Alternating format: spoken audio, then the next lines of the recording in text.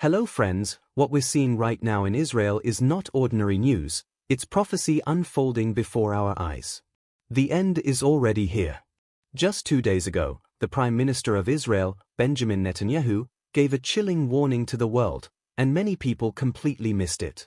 Iran is developing now ballistic missiles that are intercontinental ballistic missiles for 8,000 kilometer range. What does that mean? They add another 3,000 kilometers, and they've got under their atomic guns, the New York City in target, Washington, Boston, Miami, Mar-a-Lago. Okay? So that is a very great danger. You don't want to be under the nuclear gun of these people who are not necessarily rational and who chant death to. In his own words, he said that Iran is now developing intercontinental ballistic missiles with a range of 8,000 kilometers. Add just 3,000 more, and they could strike major American cities, New York, Washington, Boston, Miami. He called it a great danger, warning that no nation should ever find itself under the nuclear gun of those who chant death to America. Now that's not just politics. That's prophecy. Because what Netanyahu said points directly to the alignment of nations that the Bible predicted thousands of years ago in Ezekiel 38. When Persia, which is modern-day Iran, joins forces with the northern powers like Russia and others to come against Israel. And here's what's more interesting. This statement from Netanyahu comes at the same time former President Donald Trump is declaring that peace in the Middle East is close, that the world may soon see peace and safety. But Scripture warns us that means, while the world is celebrating the idea of peace, the final pieces of prophecy may already be moving into place. Satellite reports confirm that Iran has advanced to a stage where it could produce nuclear weapons in months. And Israel, knowing what's at stake, has increased its defense readiness, both in the skies and online. It's all happening right now, just as the Bible said there will be distress of nations with perplexity, meaning global confusion, tension, and fear. So when Netanyahu warns, he isn't just speaking as a political leader. He's sounding a trumpet, both to America and to the world, reminding us that standing with Israel isn't just a diplomatic choice. It's a divine one. Because those who bless Israel will be blessed, and those who curse her will face the consequences. Everything happening in Israel, Iran, and the United States right now is not random. It's a prophetic setup, a collision between peace and danger, between human promises and divine prophecy. And that's why what I'm about to show you next is so powerful. A man who had a near-death experience saw this same reality, not through headlines, but through a vision from God. His experience confirms everything Netanyahu just said, but from a heavenly perspective. So don't scroll away. Watch carefully. Because what you're about to hear may be the most urgent warning of our time. My name is Abel Fred. I would love to go straight to my experience, brother. A lot happens, but I will skip them, please. After I died due to heart attack and saw my body laying on the floor, I also saw myself being elevated to a high mountain, so high that I could see far beyond the clouds. I didn't know how I got there. As I looked down from the mountain, I saw the world spread out before me like a huge map. There were oceans, deserts, cities, and lights that glittered from far below. Then something unusual began to happen. Flags started to rise from the lands. One by one, they appeared, floating in the air as if an invisible hand lifted them up. Some were large, waving boldly.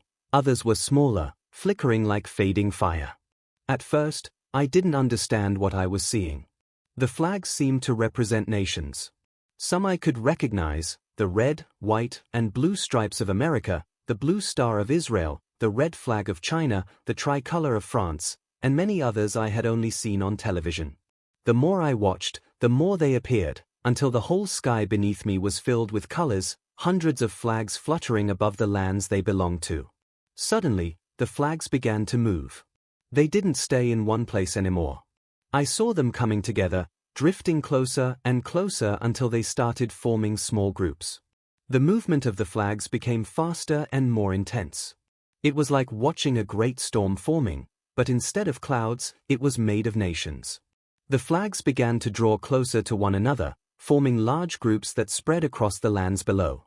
I could see how each flag seemed to be pulled by an unseen force, some willingly, others as if they were being dragged into place. Soon, I noticed a pattern. The entire world began to divide into 5 great alliances. The first group formed in the west, where the flags of America and Israel stood together, shining brighter than many others. Around them gathered a few familiar ones, the United Kingdom. Far to the east, another group began to form. I saw the flag of China rising tall, beside Russia's red and blue. Then came Iran, its flag standing firm like a stubborn mountain. North Korea, Syria, and some others from the Middle East joined them. This second group seemed darker, quieter, and heavier, like clouds before a heavy rain. The third group came from Africa, where nations joined together with their own colors and pride. Some looked uncertain, as if they didn't know which side to follow. The fourth group rose from parts of Asia and South America, nations that had been silent for years but now were coming together. The fifth group was scattered, made up of smaller nations, undecided, floating between alliances. Then I saw something strange. Some nations that once stood close began to drift apart. Flags that were once side by side started moving away, twisting and turning like they were confused. It was as if mistrust had entered their hearts. I didn't understand it, but I could feel the meaning. Unity would not last long. Some nations that once stood together now faced each other like enemies. Then, I saw something else, something that made the scene even more troubling.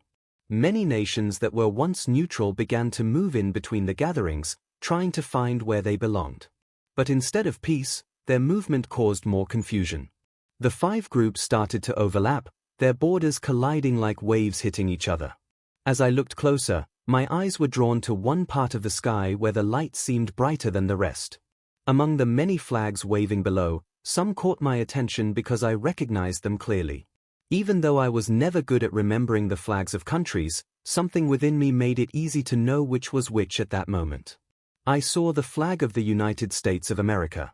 Beside it, I noticed the flag of Israel. Around them gathered other flags I could recognize: the United Kingdom, Canada, Australia, and France. Together they formed a strong circle, their colors mixing to create a glow that stood apart from the rest. Not far from them, I saw another gathering. The flag of Russia stood firm, like a mountain of fire and smoke. Near it was China. Then I saw Iran's flag. I could see the flags of North Korea, Syria, and others from the east, nations that looked ready to stand by one another no matter what came next. Between these 2 powerful gatherings were others, nations from Africa, Asia, and the Middle East. Some flags moved back and forth, as though they were uncertain which side to join. I could almost feel their confusion. It was like they were being pulled by invisible hands from both directions. I watched closely and realized something deeper. The alliances were not formed from love or peace but from fear and power. Each nation seemed to be preparing for something ahead, something big, something no one was talking about but everyone knew was coming. I watched in shock as a massive explosion erupted right where Israel and America's group stood. At first, it was a flash of white light, brighter than the sun, and then it spread into orange and red flames that rose high into the sky. Smoke poured upward, dark and thick, covering much of the land below. Flags that had been steady moments ago began to flicker and vanish. I could see some of them torn apart, moving as if the wind itself was ripping them to pieces. The cities and lands beneath that alliance seemed to shake, and faintly, I could sense the screams and chaos that must have been spreading among the people. The explosion was not small. It shook the world in a way that made me feel dizzy even from the mountain. I wanted to turn away, but I couldn't. Something stronger than fear held me in place. It was then that I felt a presence standing closer beside me. A bright figure appeared, a strong, radiant form that seemed to hold calm in the midst of chaos. The figure did not speak with words, yet I understood the meaning. "What you are seeing is the beginning of a greater truth," it seemed to say. "The world is closer to destruction than it knows." I wanted to ask, why this group? Why Israel? But the figure did not answer in words. Instead, it showed me visions, fleeting, sharp images of hidden weapons, secret tunnels, and men in shadowy rooms planning in silence. I could see how every nation, even those that appeared peaceful, had prepared for moments like this. Weapons of destruction were ready everywhere, not for defense, but for power. The explosion continued to spread. I could see nations from the east beginning to respond, moving together as one.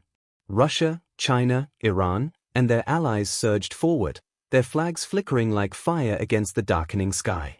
The world below felt alive with movement and tension, the pain and fear of people hidden from my eyes but carried in the trembling air. I saw cities burn, armies collide, and the lands shake. The human race, I realized, would be in pain and agony unlike anything it had known. The scene was not just war, it was a warning. Every nation that I could see, every flag and city, was caught in the beginning of something much larger. The angel did not speak like humans speak. Instead, it showed me truths directly into my mind. Images, feelings, and knowledge flooded me all at once. I realized that what I was seeing, the explosions, the alliances, the weapons, the wars, was not random. This was the world moving towards something far worse. It revealed to me a dark secret. Every nation of the world is secretly building weapons, not for defense, not for protection of people, but to gain power, to dominate, to control. I saw factories hidden under mountains, enormous silos deep underground, and ships on oceans carrying things most humans will never know exist. Leaders were not honest, even with their own people. Their hearts were filled with pride, greed, and fear. The angel then showed me the truth about the explosion I had just seen. The fire and destruction around Israel and America's alliance were only the beginning. It was a signal, a spark that would ignite other nations. The world was on the edge of a global war, one that could engulf every continent and every person. As I tried to take it all in, the angel revealed something even harder to accept. The people below, the human race, were not ready. They were unaware of the dangers lurking in secret, unaware of the paths their leaders were taking them down. And the pain, the suffering, the destruction, it would be like nothing the world had ever experienced. I looked at the angel, trembling. I wanted to ask how this could happen, how it could be allowed. The angel did not answer in words but made me understand that this was a choice made by humanity itself. Pride, desire for power, and greed had led to this moment. As the war raged below, a strange calm began to appear in some areas. It was a silence that felt unnatural after the chaos I had been witnessing. Then I saw him, a man standing tall amidst the ruins. I could not tell his origin. No flag, no nation, no symbol marked him. He simply appeared, commanding attention without a word. The angel showed me that he had risen because of the war. Nations that had once fought each other began to look toward him, uncertain but drawn to his presence. It was not just fear or power that made them listen, it was authority. Somehow, even in the middle of destruction, he seemed to hold the ability to unite the broken world, to bring order where chaos had ruled. I watched as people below, leaders and citizens alike, began to follow him. The angel revealed to me that he would not only lead by force but also by strategy, cunning, and vision. His rise was slow, methodical, and deliberate. Cities destroyed by war were now rebuilding under his influence, nations previously at war began tentative talks, and the world, though battered and frightened, started to obey his guidance. Yet the angel made me see the truth behind this rise. His authority did not come from goodness or kindness. It came from the vacuum of power left by destruction. The human race, weakened by war, desperate for survival, looked to him as their only option. His rise was a warning as much as it was a solution. The world would gain order, but at what cost? I felt a chill as I looked at him. He was powerful, intelligent, and unstoppable, but his origin and heart were hidden. The angel whispered, though not in words, in understanding, that the world would face a difficult choice: follow him and survive, or resist and risk total collapse. Even from my high mountain, I could see the effects. Formerly warring nations began to align under his influence. The flags I had recognized, America, Israel, Iran, Russia, China, some still burned from the war, some now followed quietly. The world was changing, and this man was at the center of that transformation. The next moment, I felt a sudden jolt, like falling through the clouds. The mountain, the flags, the angel, the fire, and the war, all of it disappeared in an instant. I opened my eyes and found myself in my own room, trembling and covered in sweat. The world around me was quiet and normal, but inside me, everything had changed. I also realized something important. The world's problems were not just about nations, weapons, or leaders. They were about human choices, pride, greed, and the desire for power. The war, the suffering, the rise of that man, they were all results of what humans were doing in secret, what we were hiding, and what we were willing to fight for. Even though I was back in my room, I could still feel the mountain beneath my feet, the wind in my hair, and the presence of the angel beside me. The warning was clear: the world was moving toward great danger, and only those who understood what was coming could prepare themselves. I knew then that I had a responsibility. Not to stop the world, but to remember the vision and share its lesson when the time was right. I had seen the future, not all of it, but enough to know the path humanity was on.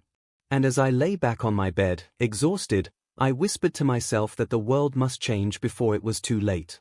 The memory of the mountain, the flags, the explosions, the angel, and the rise of the leader would stay with me forever.